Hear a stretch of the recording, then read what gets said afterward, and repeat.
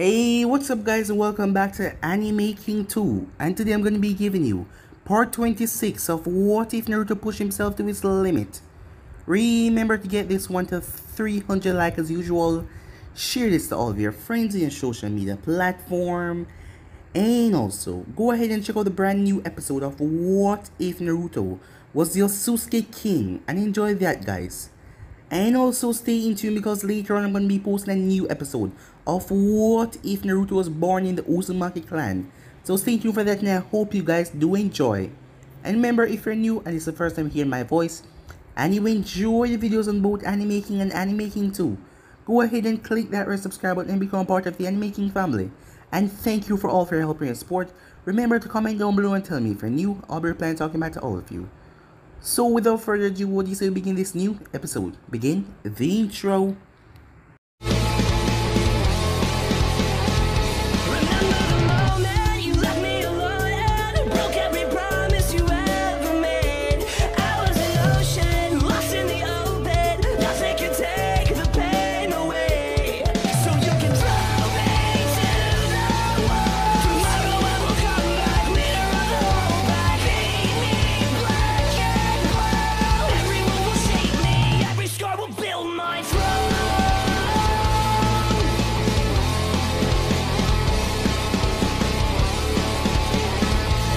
So, the last time we left off, the Raikage was facing off against Pain.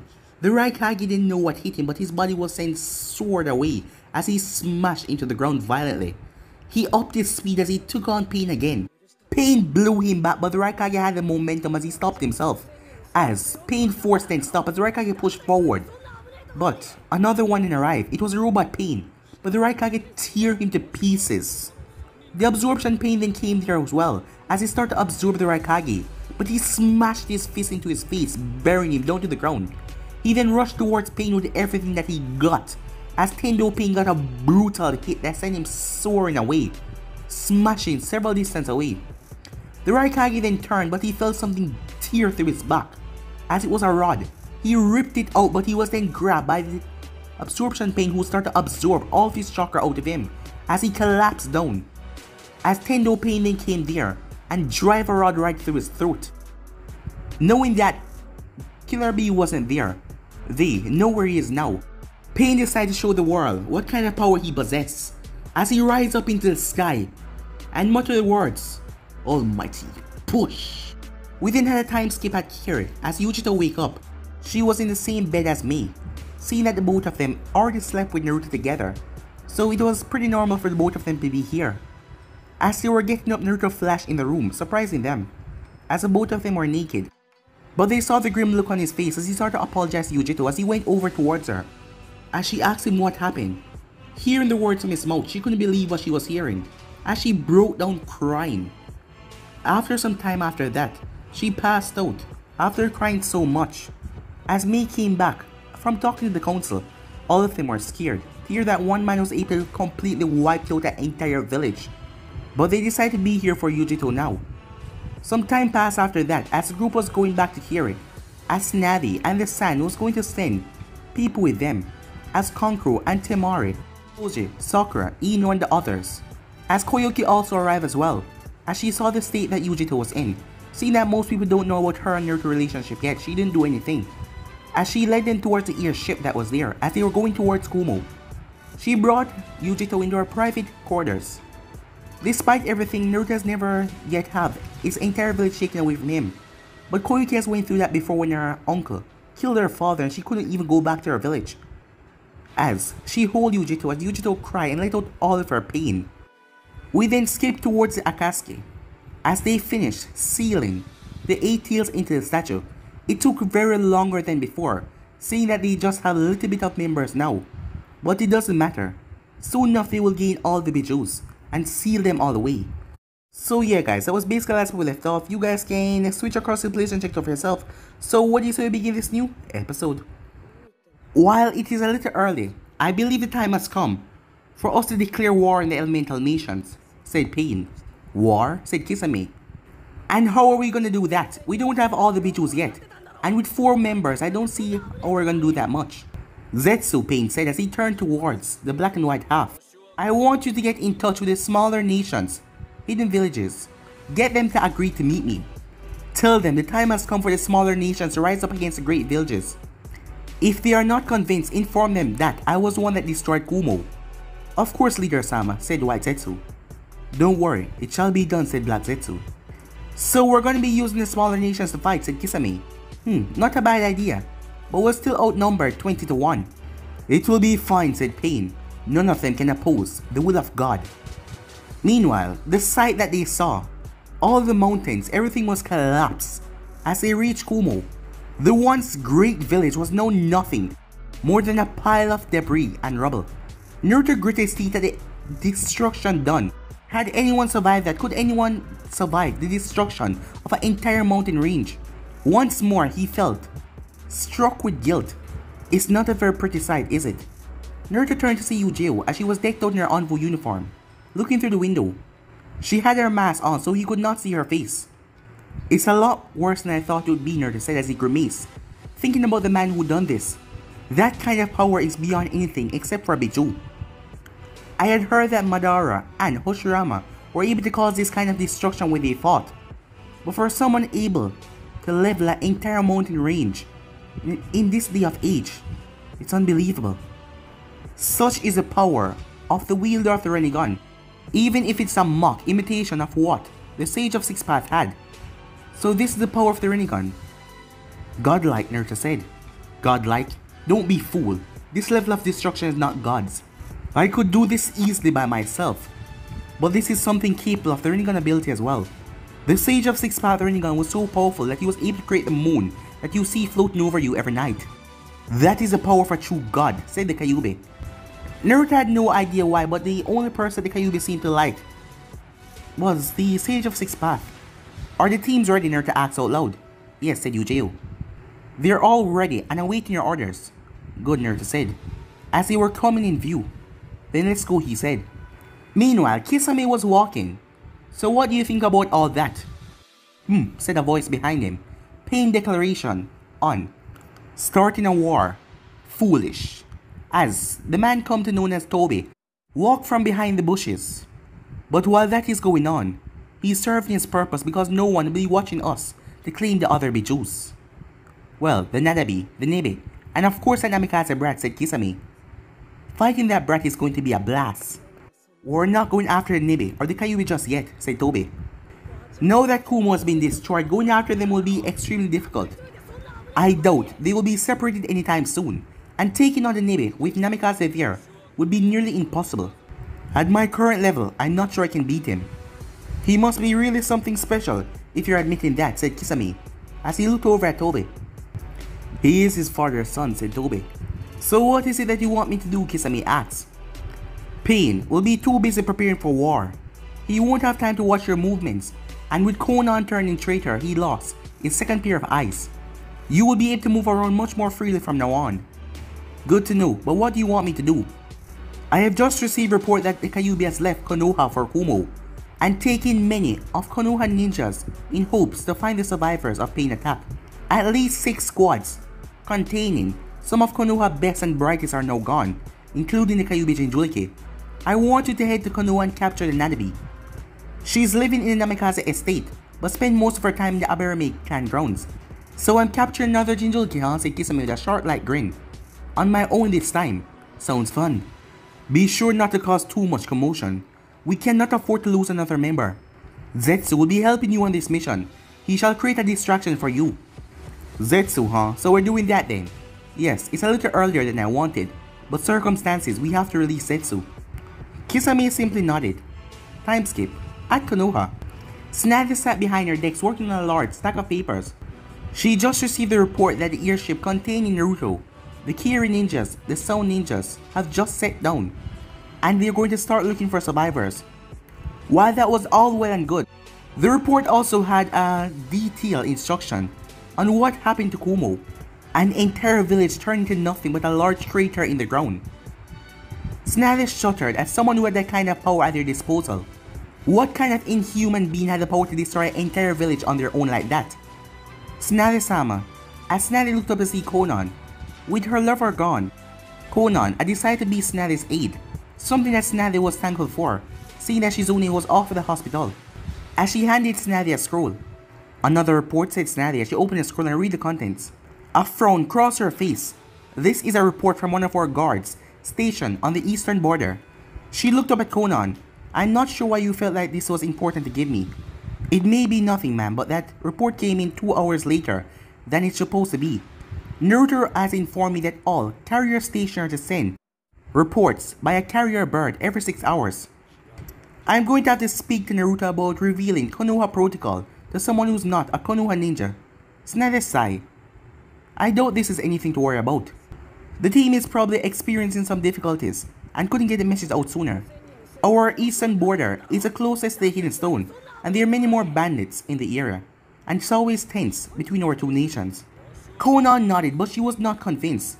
She knew that something was up. Still, I'll have a team to check on them. In times of this, they couldn't be much careful. Konan nodded, a bit reassured.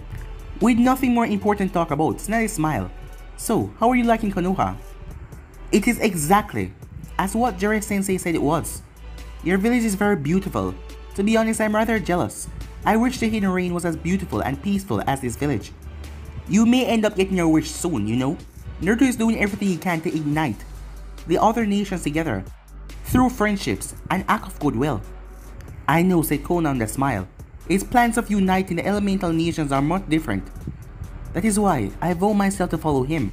And it's the right path, she said. Several miles away from Konoha, the entire guard posts were dead. All of the Konoha shinobis, as Zetsu absorbed the man's chakra. Kisame thrust the body away on the ground. That was boring, he said. I hope the Jinchuriki put up a better fight.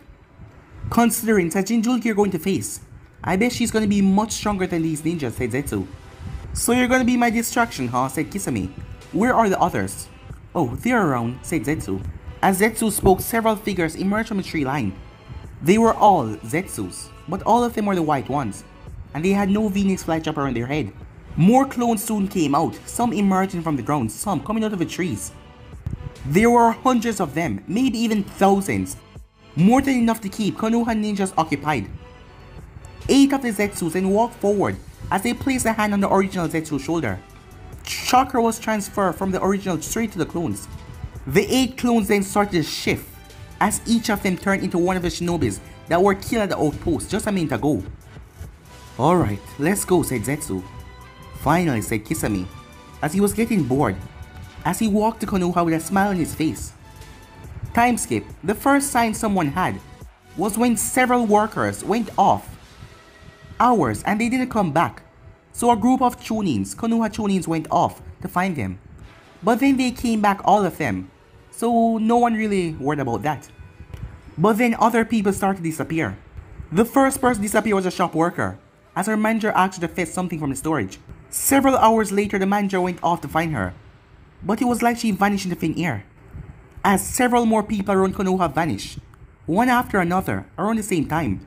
No one had any clue what was going on. School was off today, so Iruka was working in the mission department. He could tell that something was wrong. He was actually the first one to discover the missing people problem when several other people came in. Iruka Sensei, a voice said, snapping from his thoughts. As he looked up, oh, hello Sakura. Do you need something? Oh, I was just checking to see if there was any progress with the missing person cases, Sakura said. The hospital has been placed on high alert since we don't know what is going on. Do you have anything new? No, I'm afraid. The door burst open, stopping anything else, as someone came in the room. He had his hand to his chest as blood was leaking from it. As the boy looked ready to pass out, Udon, Iruka said as he rushed over. Are you okay? I'm okay. Sakura came and sling one of her arms around the boy's shoulder, helping him up. But you have to go and help, Konohamaru said. He's being attacked by a group of unknown ninjas. What? Iruka and Sakura shouted at the same time. A new system was created by Naruto, so they could get information before anyone could ever sneak in the village. And numerous spies tried, but they were always caught. So, for someone to sneak in the village like this was surprising. Sakura, take Udon to the hospital, Iruka says. He got up. Right, said Sakura, as Iruka rushed out to alert the Hokage. Moments later, Udon was bleeding more than a normal person should have. While she couldn't see the wound as she was carrying him, she was feeling the blood soak into her shirt. That meant whatever happened to him must have cut his veins, and she couldn't do anything until she reached the hospital. Arriving in the hospital, "Get me a stretcher," she shouted. A woman took one look at Udon, her eyes widened, and then she ran off. As the stretcher then came as they placed Udon on it and brought him to one of the rooms. "I need you to take off his shirt and clean the wound," said Sakura. "Yes ma'am," said the woman. As Sakura rushed over to the cabinet. But Sakura then heard a scream behind her and then a gurgle. As she spun, the girl that she asked her help, her name was Sari. As she saw Sari coughing up blood and collapsed to the ground. Sakura would have rushed to help her, but at that moment Udon jumped off with a kunai, coming to kill her. Sakura dodged to the left as she smashed her fist right into his spine column so he couldn't move as he collapsed down to the ground like a puppet. As she rushed over to Sari. As Sakura turned her over, the woman had bleed out a lot, but she was still alive. That means she could save her.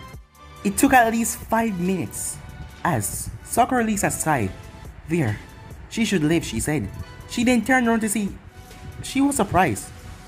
Who was this? This was not Udon. A white, skinned person was there. He didn't have any hair or eyebrows, nothing. Strange white skin. As Sakura wondered who the hell was this person. He had spiky knobs protruding from his shoulders. How is this even possible? Is Sakura's signature the same as Udon? That means this person had somehow mimicked Udon's signature, and if he could do that, she has to inform the Hokage about this. Sakura quickly went to the office and informed Tsunade about what is going on. But it was hard for anyone to do anything. Their chakra signature was the same. How would they find them? Meanwhile, Fu didn't know what was going on. When the alert went off, Shino told her to stay at the Aberame compound, as she wanted to go out and help.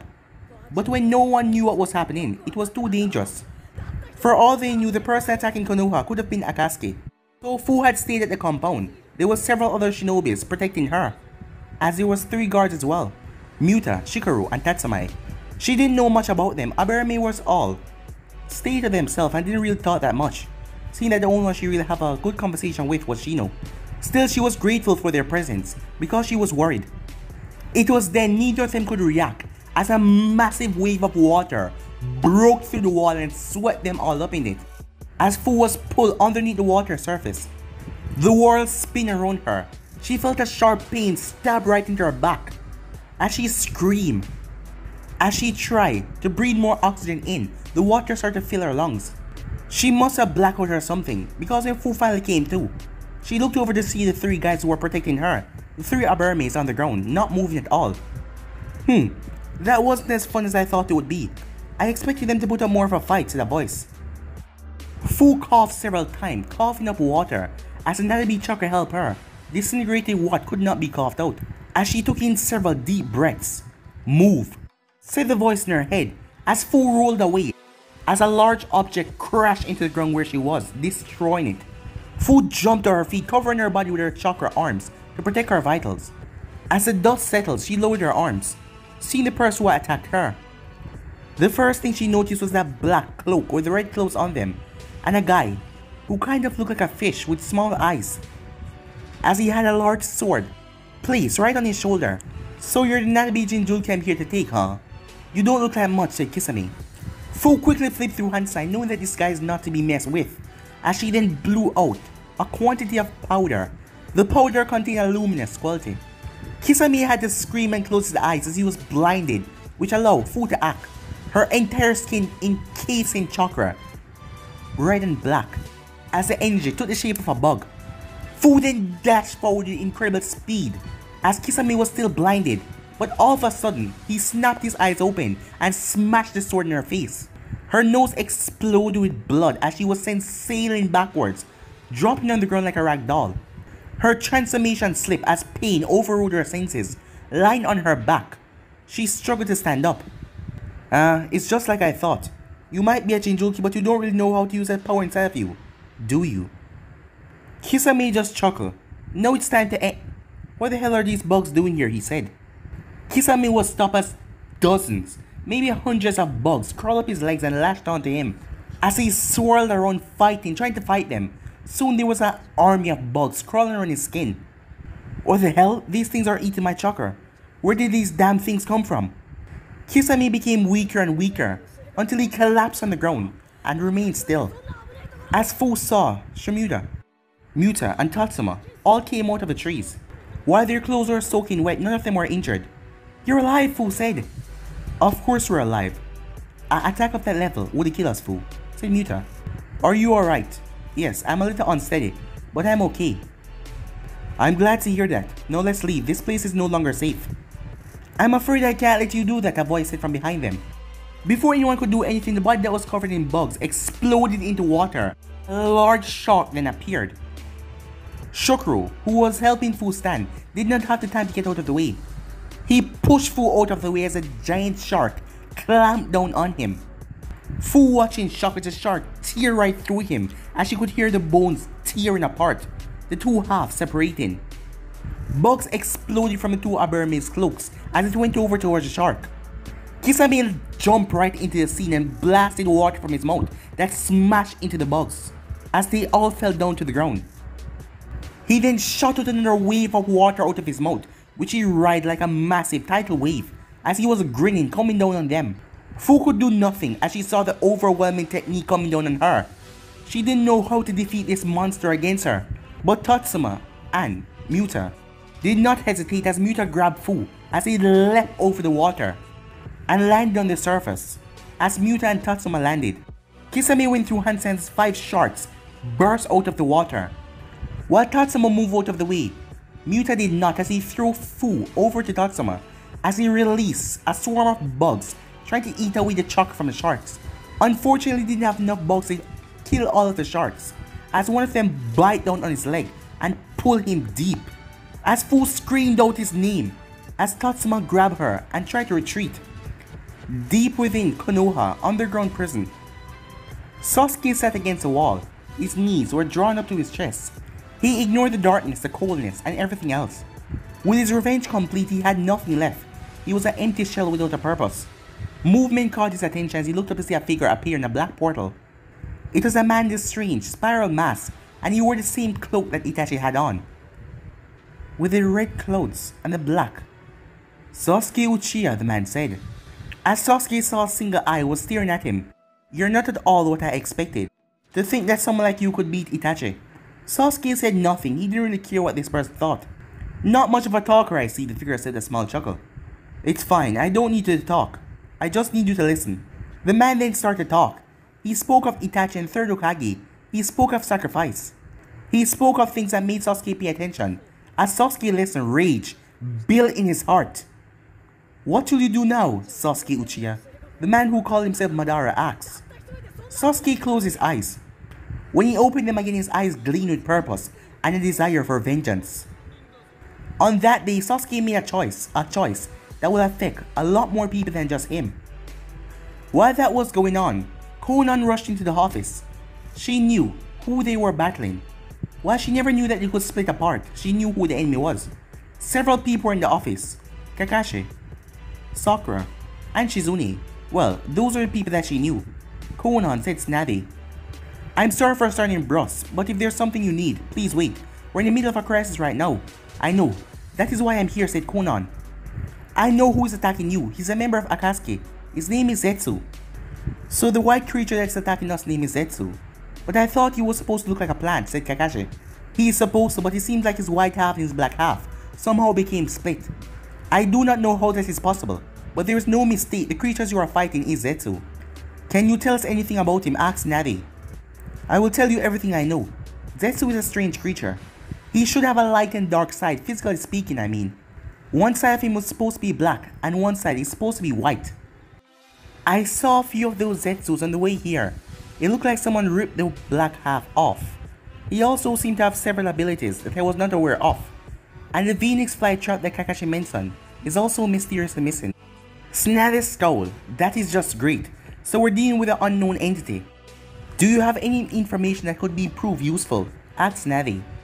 Konan knew that Snavi was not angry at her. But the tone in Snavi's voice, the harsh quality that he possessed, still made her flinch. I can tell you that Zetsu has always worked with Tobi, one of Akatsuki members. But Tobi is just an alias though. The one who's under that mask is Mother Uchiha, she said. Konan could feel the fear coming off of everyone in the room as she said that. Madara is dead, said Snavi. He has to be. My grandfather killed him. I do not know what to tell you. If the first Hokage thought that he killed Madara, or if the person is an imposter. But Tobi called himself Madara, And he's skilled. He also has a Sharingan. I can attest to that, said Kakashi. When we saw him in the forest, I saw the Sharingan. Let us go under the assumption that he is Madara Uchiha, said Tsunade. Do you think he's here? Hard to say. He does not like to fight unless he has to. If anything, we should worry about why Zetsu's attacking. What is his true goal? His goal, said Sakura. Zetsu has never been a fighter, said Konan. There must be a reason. He's always a spy, gathering intel. And he's really weak, as you can see. An attack of this level will not defeat Konoha no matter what. So there's another reason why he's attacking. Everyone felt silent, as Konan also went silent as well, trying to find out what they were really after. Konan's eyes then went wide. Hokage-sama, where is Fu? Fu, said Tsunade with a frown. Tsunade's eyes went wide. Kakashi, Sakura, head over to the Aburame clan's ground and locate Fu. Yes, Hokage-sama, they said.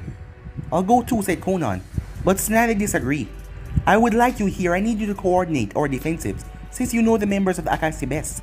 With all due respect, Hokage-sama, there's little I know about Zetsu at the moment, and with these hidden abilities, there's not much I'm going to be able to do. Konan thought to herself there was only one person who could be attacking, and that is Kisame. The rest of the members were dead, killed by Naruto. Tsunade debated on that. Very well, go with Kakashi and Sakura. If the person going after Fu is who I think it is, they will need help anyway. Tsunade clapped. Alright people, let's do this, she said. Meanwhile, Fu and Tatsuma came to a stop. After running so long, as Fu went down on her knees, exhausted, and she was also fear and guilty. I'm sorry, she whispered. Sorry for what? Tatsuma said, as he released a stream of bugs to search the area. For what happened? They both died because of me, she said. This is all my fault. If I had never come to Konoha, they wouldn't have been killed. This would have never happened, she said. He didn't say anything for a few seconds, but he then spoke. We Aburame run on logic, he said, and Aburame will never act on their emotion. The hive mind of our insects would not allow us. Perhaps, more than every other shinobi in Konoha, we understand what it means to be a small part of the greater whole. And just like we understand that, we also understand that things happen in war. Things that we don't expect. Things we don't want. People die. Loved ones are lost. As our Aburame, we know this and we accept this. Which is why I can tell you this. What happened here is not your fault. Fu looked up in shock. But if I had never come to Konoha, then Konoha would have eventually been attacked anyway, Tatsuma said. If not because of Naruto Namikaze, then because we would oppose the people who are calling themselves Akatsuki anyway. This was bound to happen sooner or later. It was just bad fortune that it happened while you were here. Fu didn't know if Tatsuma was trying to make her feel better or if those were his real thoughts, because his face was completely covered and what part of his face was shown revealed nothing. Aw, ain't this a touching moment, a voice said. Fu stiffened as Tatsuma turned his bugs towards the area. The bugs swarmed over there, but they were destroyed, teared to pieces by several large water balls tearing through them. A large object then shot out of the bush as Tatsuma created a wall of bugs. It did little good though, as it was Kisame's blade as he tore right through the bugs. The bandages were ripped off as he jammed into Tatsuma as he cried in pain. As blood ran down his body, the sword seemed to purr. Tatsuma tried to pull the sword off, but the moment he touched the handle, spikes burst from it, stabbing through his hands. He screamed as it teared through his hand. Then without warning, a large mouth was opened up right at the end of the sword as it wrapped around Tatsuma. Fu could do nothing as she sit there, watch the sword tear off Tatsuma's head and devour the rest of his body.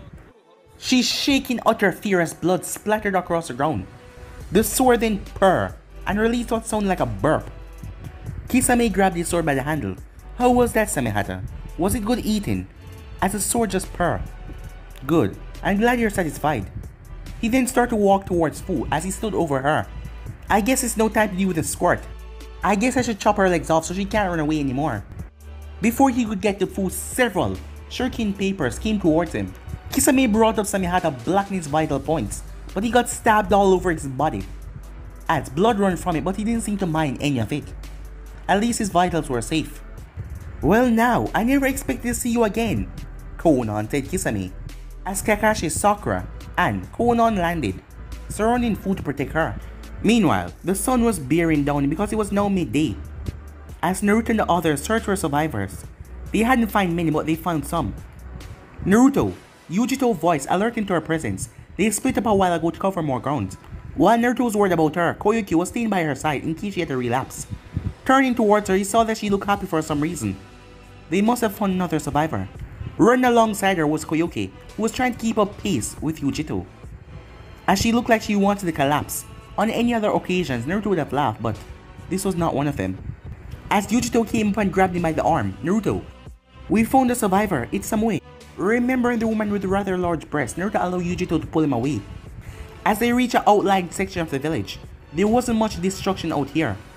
As she dragged into where Samui was being held by several medical ninjas, her skin was marred with cuts and bruises as Naruto could see blood leaking from her mouth, as he believed that she had internal bleeding.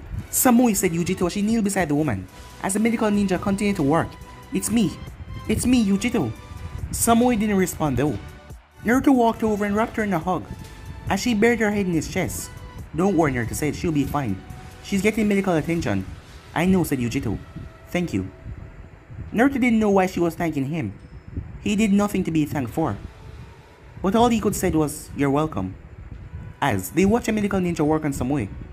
Meanwhile, "You wield the Sharingan well for someone who isn't a Uchiha," said Kisame as he swings Samihata forward. "Thank you," Kakashi said as he jumped backwards, avoiding the attack. He threw several shurikens as they all went past Kisame. Kakashi then pulled on the wires as he wrapped around Kisame. "Coming from someone who was partnering with Itachi, that's a high compliment," said Kakashi.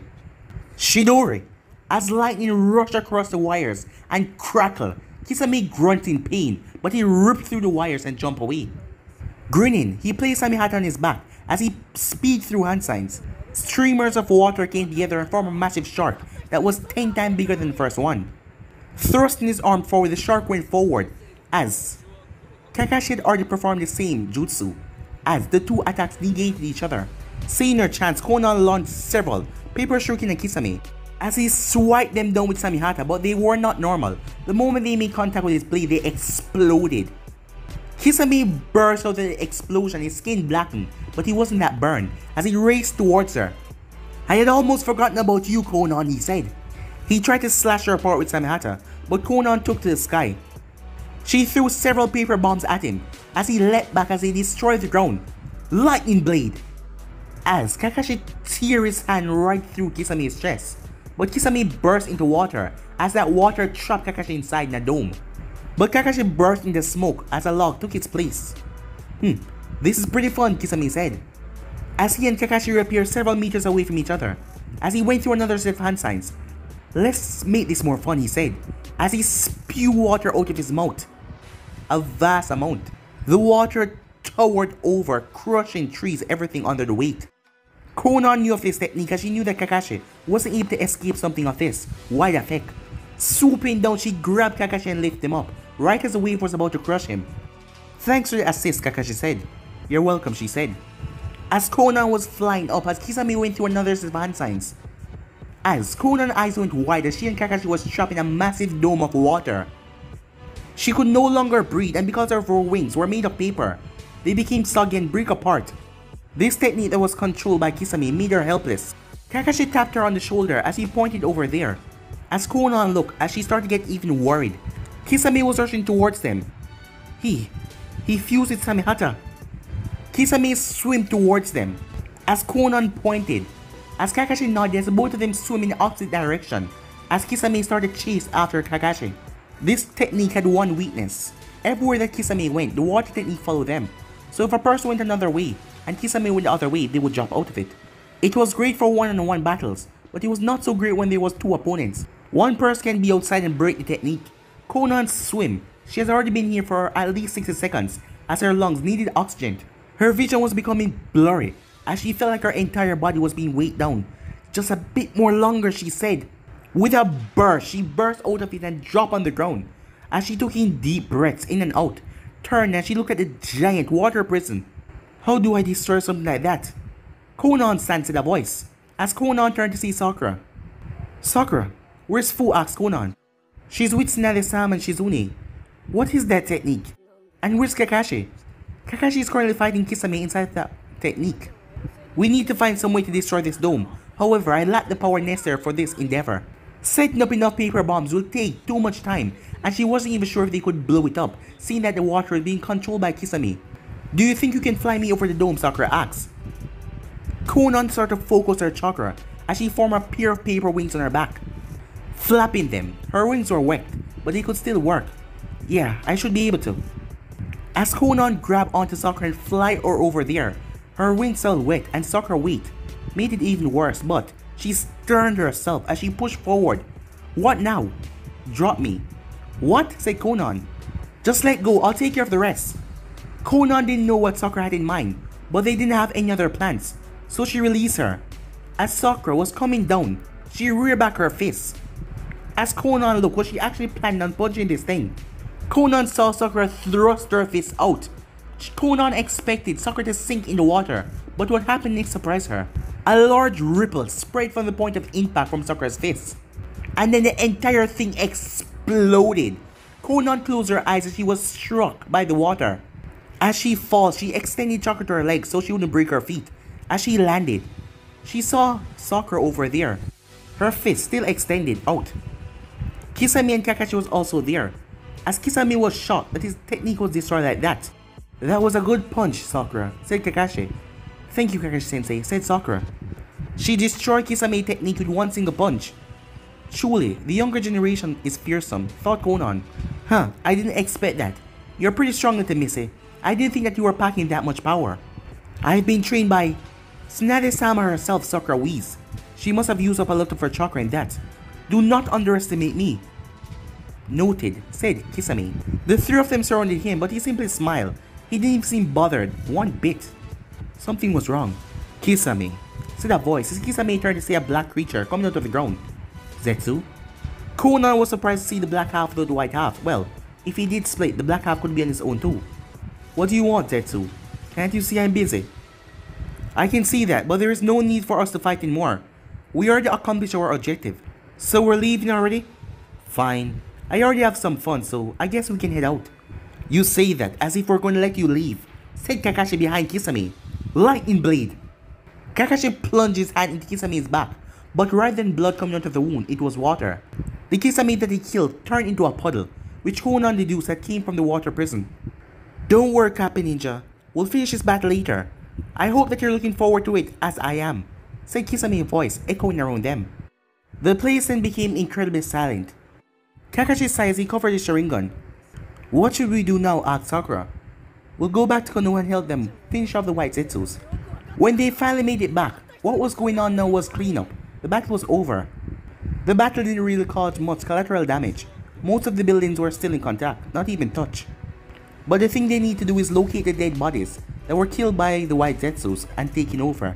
And there were a lot of them. Several people are now in the office. Status, said Tsunade.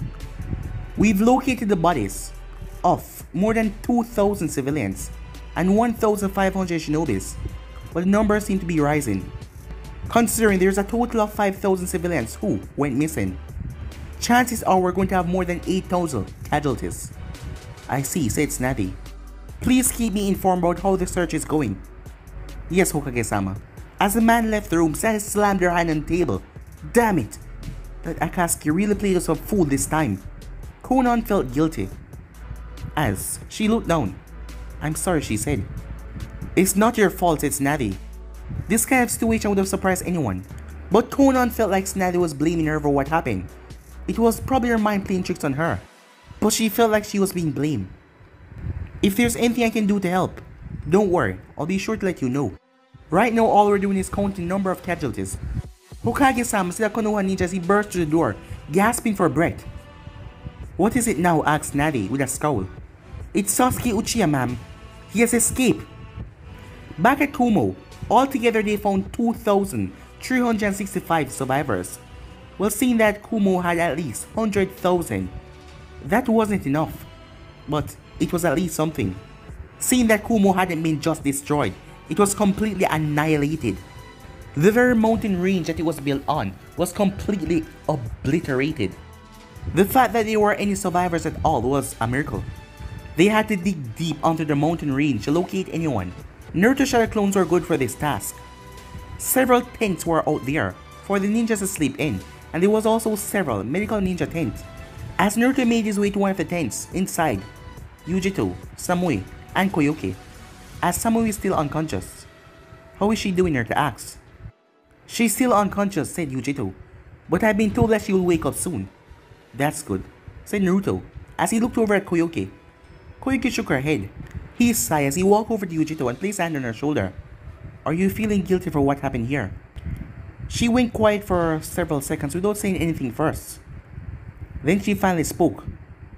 I know that I couldn't have done anything if I was here, but at the same time, your heart is telling you that you should have been here and done something in order to finish for her.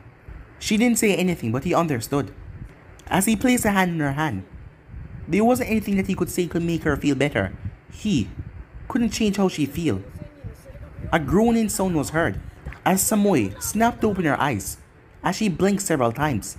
She looked around as her eyes landed on Yujito. Samui, said Yujito, her voice filled with emotion as tears leaked from her eyes. I'm so glad that you're alright, she said.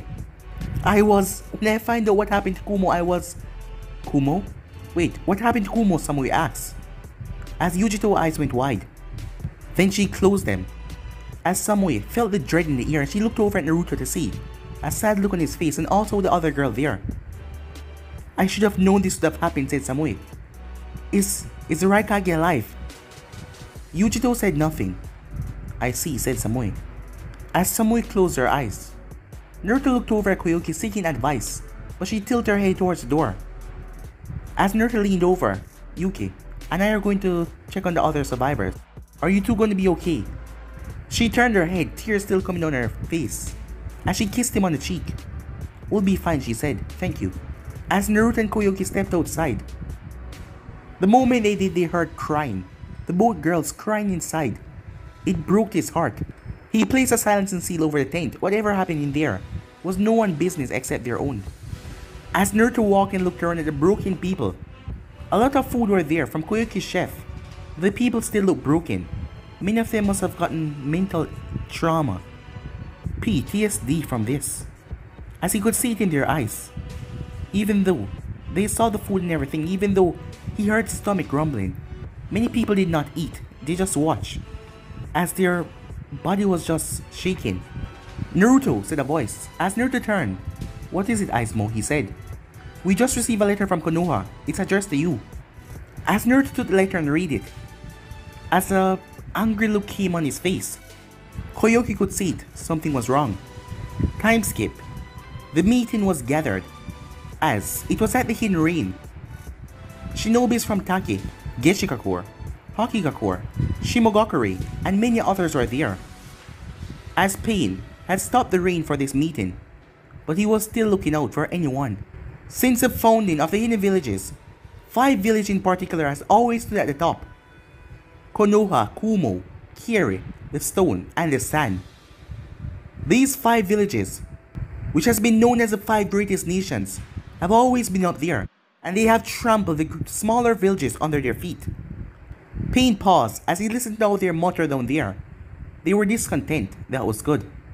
For decades now, the minor hidden villages have been trampled upon by the 5 great villages, by wars. However, the time of the 5 great villages is coming to an end. Less than a week ago, I destroyed Kumo. More whispering went off as he said that. If one man can destroy a single village, then what can an army do? If one person can defeat one of the most powerful nations, then what can we do if us all band together? Some were nodded. Some of them were still not on board, but they were willing to listen, and that would be just fine. By the end of this night, everyone will join him, or it will be simple. They will all die. But guys, let me end this episode right here. Go ahead and check out the new episode of What If Naruto's a Sasuke King. And later on, I'm going to be posting a new episode of What If Naruto was born in the Uzumaki clan. So stay tuned for that and I hope you guys enjoy. But for now, I'm out of here. Peace.